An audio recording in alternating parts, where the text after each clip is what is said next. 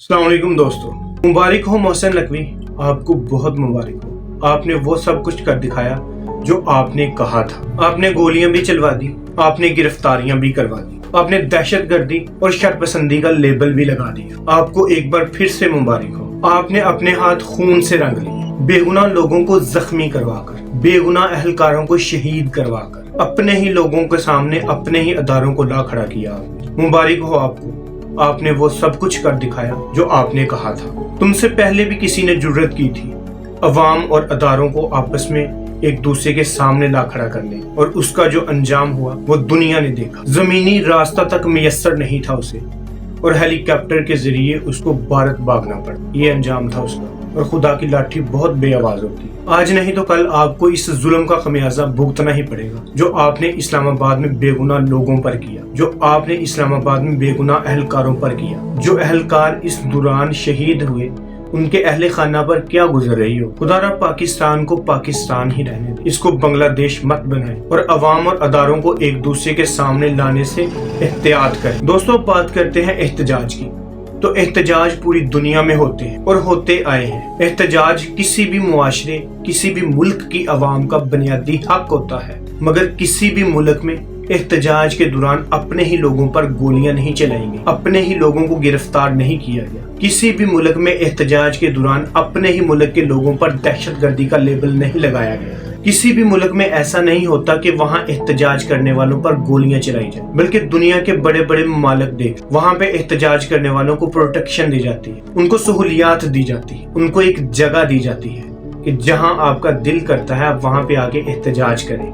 उनको सिक्योरिटी फराहम की जाती है, उनके जानो माल का तहफ़्फ़ुज़ किया जाता है, ना कि उनको गाड़ियों के नीचे कुचल दिया जाता है। उन पर आंसू गैस की शेलिंग नहीं की जाती, रास्ते में कंटेनर्स नहीं लगाए जाते, रास्तों को बंद नहीं किया जाता, सड़कों पर खंदकें नहीं खोदी जाती, बल्कि अवाम का खुले दिल से वेलकम किया जाता है कि जनाब आपने आना है, आके एहतजाज करें। किसी भी मुल्क में अपने ही लोगों पर दहशतगर्दी और शरपसंदी का इल्जाम नहीं लगाया जाता। किसी भी मुल्क में एहतजाज में शामिल होने वाले तुलाबा को धमकियां नहीं लगाई जाती कि आपकी डिग्रियां कैंसिल कर देंगे, आप नौकरी नहीं कर सको। किसी भी मुल्क में इस तरह की धमकी नहीं लगाई जाती कि तुम्हारा क्रिमिनल रिकॉर्ड बना देंगे, मुल्क से बाहर नहीं जा सकोगे। और आपको मुबारक हो, आपने वो सब कुछ कर दिखाया। आपने उन पर FIRs भी दे दी, आपने उनका क्रिमिनल रिकॉर्ड भी बना दिया। दुनिया के किसी भी मुल्क में एहतजाज में शामिल होने वाले मुलाजमीन को धमकियां नहीं दी जाती कि अगर एहतजाज में शामिल हुए तो तुम्हें नौकरी से निकाल दिया जाएगा। दोस्तों, दुनिया के किसी भी मुल्क में एहतजाज को लीड करने वाले लीडरों के घरों पर छापे नहीं मारे जाते, और वहाँ की औरतों की इज्जतों को पामाल नहीं किया जाता, क्योंकि दुनिया के सब ममालिक में हुकूमत मेरिट की बुनियाद पर बनती है, ना कि फॉर्म 47 के तहत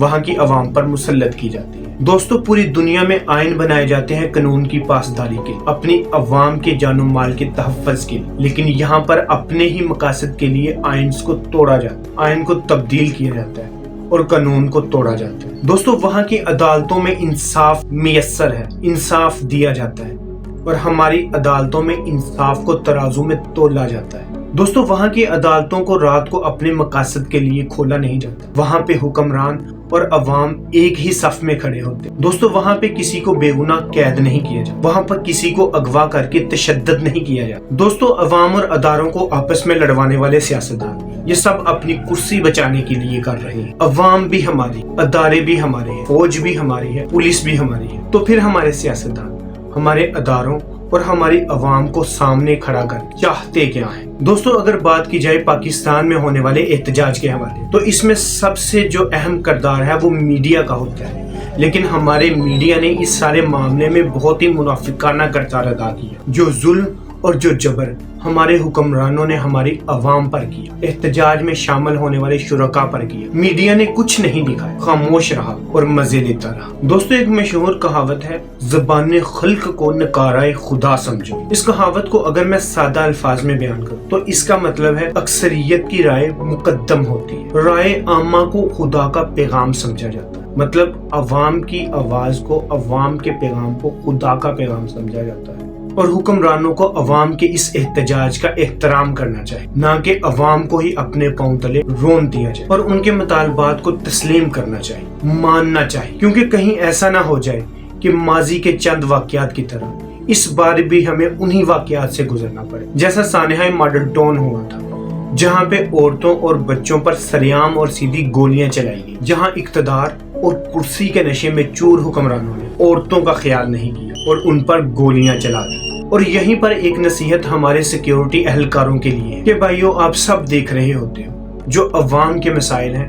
وہی آپ سب کے مسائل ہیں۔ مانا آپ کی ڈیوٹی ہے، مگر اپنی ڈیوٹی میں ان بے گناہ لوگوں پر ظلم اور جبر مت کرنا۔ جو لوگ بھی آج سڑکوں پر نکلے ہیں وہ میرے اور آپ کے روشن مستقبل کے لیے نکلے۔ آپ اپنی ڈیوٹی کرو، پورے جوش اور ولولے سے کرو، مگر کسی کو اپنی طاقت مت دکھانا، کیونکہ یہ اللہ تعالیٰ کو بہت ناپسندیدہ عمل لگتا ہے۔ دوستو، آج کی اس ویڈیو میں دنیا کے مختلف ممالک میں ہونے والے احتجاج میں سے چند ایک آپ کے سامنے رکھتے ہیں، جہاں پر ان ممالک کے حکمرانوں نے اپنی عوام کے احتجاج کا احترام کیا۔ تو چلتے ہیں ویڈیو کی طرف۔ دوستو، سال 2011 میں مصر کی عوام نے آمریت کے خلاف پرامن احتجاج کیا اور مظاہرے کیے، جس میں حکومتی کرپشن، بے روزگاری اور سیاسی آزادیاں شامل تھیں۔ دوستو، اس احتجاج نے صدر حسینی مبارک حکومت کا خاتمہ کر دیا۔ یہ احتجاج وہاں کا پرامن ترین احتجاج تھا، کیونکہ وہاں کا انٹیریئر منسٹر محسن نقوی نہیں تھا۔ اگر وہاں کا انٹیریئر منسٹر بھی محسن نقوی کی طرح ہوتا جو عوام کو دھمکیاں دیتا، بلکہ وہاں کے انٹیریئر منسٹر نے عوام کو آنے دیا اور ان کو احتجاج کرنے دیا،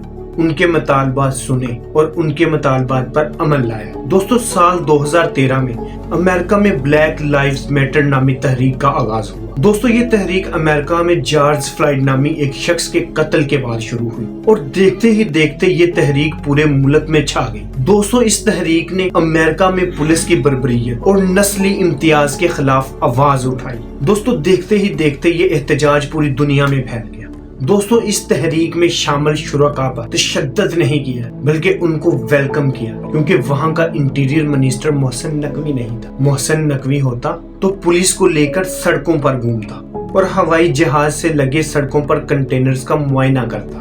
دوستو، سال 2019 میں ہانگ کانگ کی عوام نے چین کی حکومت کی بڑھتی ہوئی مداخلت کی وجہ سے ایک احتجاج شروع کیا، جو اپنے ملک کی خود مختاری اور جمہوریت کے حق میں تھا۔ ان مظاہروں میں لاکھوں لوگ شریک ہوئے۔ اس احتجاج کے دوران وہاں کی حکومت نے اس احتجاج میں شامل ہونے والے شرکاء پر ظلم نہیں کیا، انہوں پر جبر کے پہاڑ نہیں توڑے، بلکہ ان کے مطالبات کو سنا اور پھر ان کے مطالبات پر عمل بھی درآمد کیا۔ دوستو، سال 2019 میں چلی میں ایک معاشی احتجاج شروع ہوا۔ یہ احتجاج میٹرو کی قیمتوں میں اضافے کی وجہ سے شروع ہوا، جو بعد میں ملک بھر میں معاشی انصاف، غیر مساوات کے خلاف ایک وسیع تحریک بن گئی۔ یہ احتجاج ایک بہت بڑے پیمانے پر پرامن احتجاج تھا اور اس احتجاج کے نتیجے میں حکومت نے کئی معاشی اصلاحات کا وعدہ کیا اور پھر حکومت کی طرف سے کیے جانے والے ان وعدوں کو فوراً پورا بھی کیا گیا۔ دوستو، سال 2011 میں روس میں ایک الیکٹورل رائٹس کی تحریک شروع ہوئی۔ روس میں پارلیمانی انتخابات میں بدعنوانی اور دھاندلی کے خلاف 2011 میں بڑے پرامن مظاہرے شروع ہوئے۔ ان مظاہروں میں عوام نے صاف اور شفاف الیکشن کی ڈیمانڈ کی۔ دوستو، یہ احتجاج روس کی حکومت کا ایک اہم نقطہ مانا جاتا ہے اور وہاں کی حکومت نے ان کے اس احتجاج میں ان کے مطالبات کو پورا کیا اور وہاں فوری الیکشن کروانے کی ہدایت دی گئی۔